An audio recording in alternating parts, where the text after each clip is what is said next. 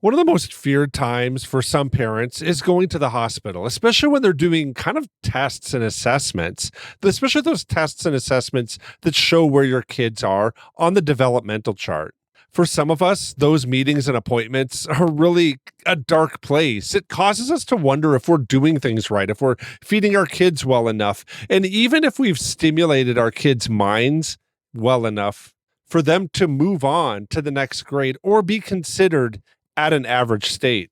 Well, today, the Celebrate Kids podcast, in this daily segment, Face in the Dark, Dr. Kathy's going to talk through this a little bit, especially in light of what many are saying is the COVID pandemic or digital media that's really impacting how kids today are developing compared to previous generations. And should we be alarmed?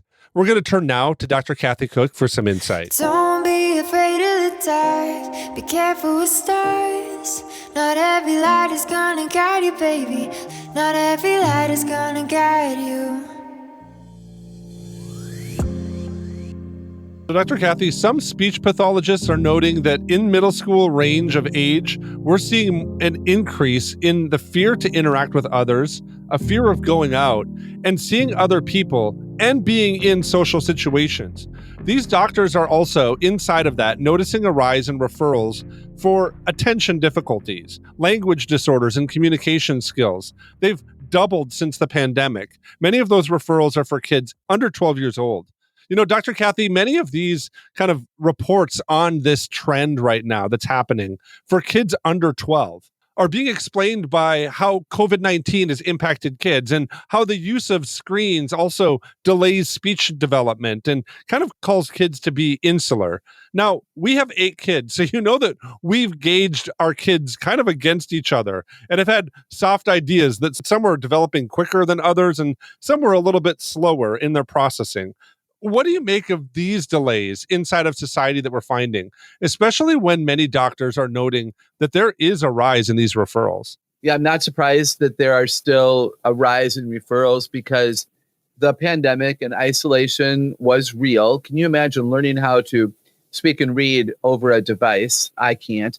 And then you add masking to that, where children were not able to see a parent's or an older sibling's mouth moving, and they didn't have their mouth observed. And so a parent or a teacher wasn't able to correct the way that they even had the tongue on the roof of their mouth. I remember having to do that with second graders who had a speech impediment of some sort.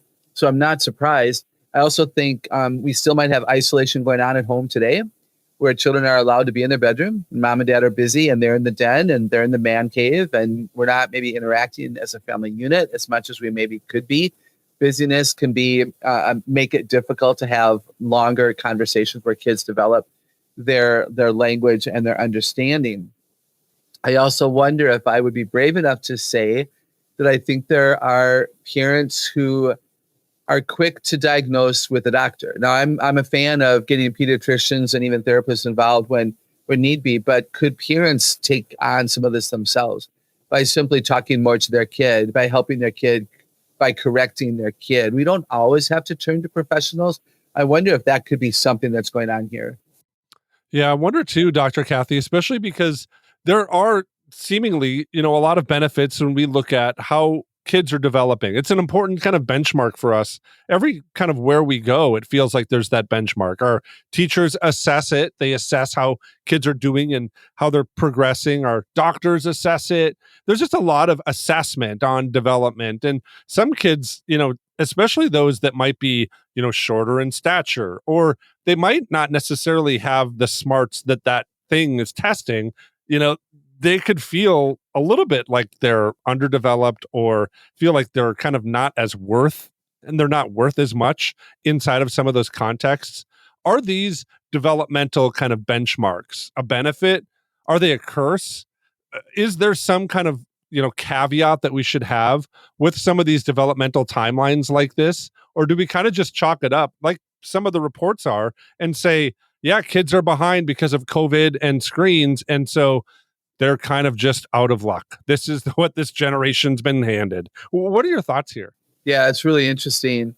There is a benefit to developmental charts. I know as a teacher of second graders, again, that it was advantageous to know that, by this age, this would be kind of the norm.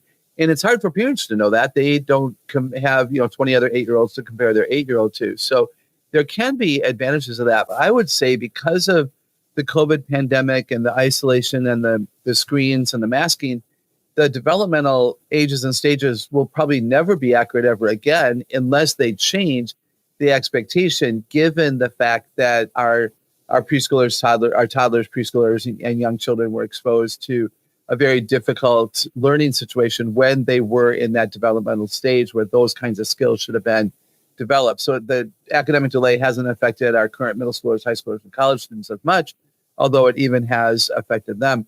And I would say to anybody listening that it is a developmental chart that, it's just one way. Like we know that not all 12-month-olds walk. No, and some walk at 10 months, some walk at 14 months, and we don't call the ones that don't walk until they're 14 months old slow. We don't call them delayed. We assume that there's just something going on and it's all okay because we know that it'll be okay. Another more important illustration might be that if you're raising boys, they almost always read later in life than girls. But by the time they're, third, fourth grade, they've all caught up. And so it's not something that we have to be all anxious about. Yeah, Dr. Kathy, I think that's helpful to think through that. I want to ask you this to close. You've kind of touched on this a little bit already, but parents can feel the weight of their kids performing in school, in church, with their family members. There's the constant, right? Like, hey, make sure you look your uncle in the eye and say thank you. And there's kind of a lot of these things that oftentimes are a little bit of a benchmark for development or, processing how they should act in different social environments. What would you say to parents who have kids that have maybe some of these delays or they're not quite, sharp in that moment?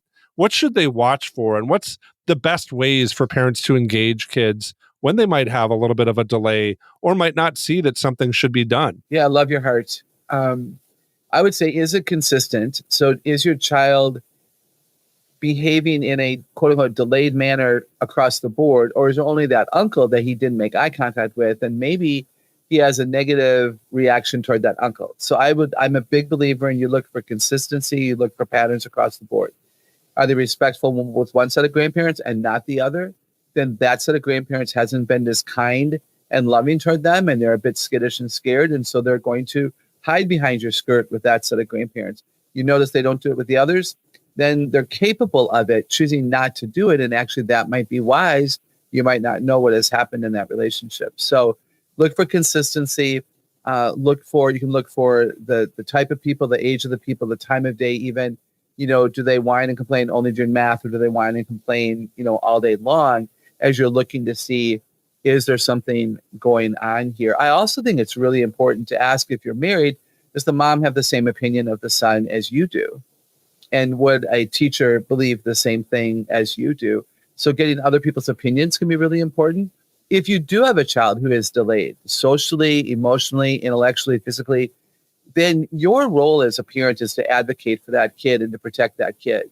So if you have 3 kids and oldest, middle, lower, the youngest behaves differently, it's your responsibility to talk to babysitters, grandparents, aunts, uncles, maybe even siblings, and say, hey, he's not stupid, he's not bad, he has a bit of an academic delay, or he's a bit clumsier, so we don't ask him to do as much athletically. If he wants to sit with us at the park rather than go climb on the slide and swing on the swing set, we're not going to make him do that today if he doesn't want to. We know it'll be good for him because that's how he's going to overcome maybe the clumsiness, but we're not going to make him do it in front of a peer group because we love him so much. We're going to protect him from being embarrassed. So I think that's a really important lesson for us, is that we advocate and we speak the truth about children to those who deserve and need to know it. As Dr. Kathy was talking today, it reminded me of a passage that comes out of Isaiah chapter 1. I'm going to begin reading at verse 16. Wash and make yourselves clean. Take your evil deeds out of my sight. Stop doing wrong. Learn to do right. Seek justice. Defend the oppressed. Take up the cause of the fatherless. Plead the case of the widow. This passage comes in the middle of a really powerful reality that Isaiah is unfolding for the nation of Israel. Their sins are weighty and they're really permeating every aspect of Israel. And Isaiah's call here that the Lord gives to him is to call the nation of Israel out of this, to have them work towards a place of being sanctified by the power of God. In fact, that's what chapter 18 to 20 really talks about, that it is God's work that does the work of sanctification inside of us. But all of that said, there's a responsibility that really Isaiah is calling the nation of Israel to, and I think it's a responsibility that he's also calling us to. Sometimes we've stepped into things. We've done something that might not have been right. And it's easy in those moments to kind of look around and just say, oh, there's an excuse for that, or there's a reason that we did that, or here's what I was trying to do, rather than just kind of stopping it and retraining ourselves, our muscles, our mind, the way that we look at the world to do things that are right, that we would seek justice and defend those who need it and plead the case of those who can't plead their case. And I think sometimes when we look at our kids, especially those that are struggling with development, the greatest thing that they don't need oftentimes is answers. It's more somebody to walk through this challenge with them, to kind of stop looking around and putting a blame on something and really to start to step in and give perspective or understanding or walking with somebody to help them have the courage to face today's challenge. I think that's what God's calling Israel to here in this passage. And I think it's also what he's calling us to.